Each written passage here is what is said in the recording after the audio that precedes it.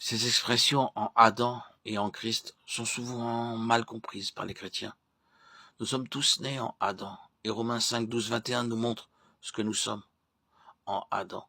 Nous sommes constitués pécheurs, non pas à cause des péchés commis, mais tout simplement parce que nous sommes en Adam. Nous avons tous péché avant même d'être nés, parce que nous étions en Adam lorsqu'il pécha. Si votre arrière-grand-père était mort à l'âge de 3 ans, où seriez-vous? Vous seriez aussi mort en lui. Votre existence aurait donc été dépendante de la sienne. De même, nous sommes inclus dans le péché d'Adam, et parce que nous sommes nés en Adam, nous avons ce qui est issu d'Adam, cette nature adamique, qui est une nature de pécheur. La question vitale est alors la suivante. Comment puis-je sortir d'Adam? Quitter cette position? Nous y sommes par naissance, et c'est pourquoi nous ne pouvons en sortir que par la mort. C'est précisément à cette seule issue que Dieu a pourvu.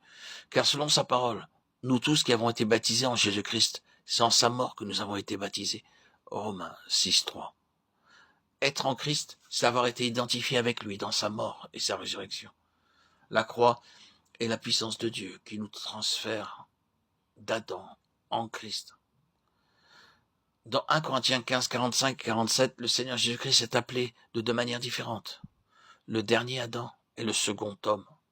L'Écriture ne dit jamais de lui qu'il est le second Adam ou bien le dernier homme, car en tant que dernier Adam, il a été la somme de toute l'humanité. En tant que second homme, il est la tête d'une nouvelle race d'hommes. Comme dernier Adam, il a rassemblé en lui-même tout ce qui était en Adam, comme second homme, et ayant par sa croix mis de côté le premier homme dans lequel le dessein de Dieu ne s'était pas réalisé. Il introduit un autre homme dans lequel ce dessein s'est pleinement réalisé. La Bible déclare, si quelqu'un est en Christ, il est une nouvelle création. Les choses anciennes sont passées. Voici, toutes choses sont devenues nouvelles. 2 Corinthiens 5, 17. Par la croix, Dieu a ôté tout ce qui procédait de l'ancienne création et hors de la mort. En Christ, le second homme, il introduit une nouvelle création. Si nous sommes en Adam, tout ce qui est en Adam s'appliquera à nous-mêmes.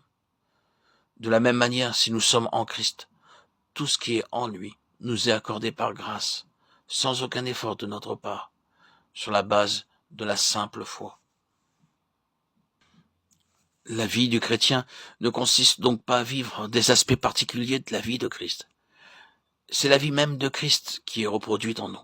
C'est par lui que vous êtes en Jésus-Christ, lequel, de par Dieu, a été fait pour nous sagesse, justice et sanctification et rédemption.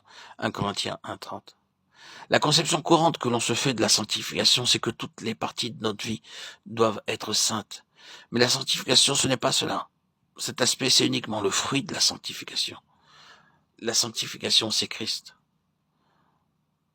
Lorsque nous sommes conscients de notre orgueil, nous pensons que l'humilité pourrait répondre à notre besoin. Cependant, la solution à l'orgueil, ce n'est pas l'humilité, c'est Christ. Il est la réponse à chaque besoin. Dieu ne vous accordera pas l'humilité, la patience ou l'amour comme des dons parcellaires de sa grâce. Il nous a donné Christ, et si simplement vous vous confiez en lui afin qu'il manifeste sa vie en vous, il sera en vous humble, patient, aimable, et tout ce dont vous aurez besoin. Dieu n'est pas un détaillant, il n'accorde pas sa grâce par petites doses. Il nous donne son Fils pour être notre vie. Nous avons uniquement besoin d'être en Christ, car tout le reste se manifeste lorsque Christ devient nôtre. Il y a seulement une vie chrétienne, c'est la vie de Christ. Il ne m'a pas été demandé d'imiter cette vie, mais seulement de permettre à Christ de mettre en œuvre sa vie en moi. Je vis, mais non plus moi, Christ vit en moi. Galates 2:20.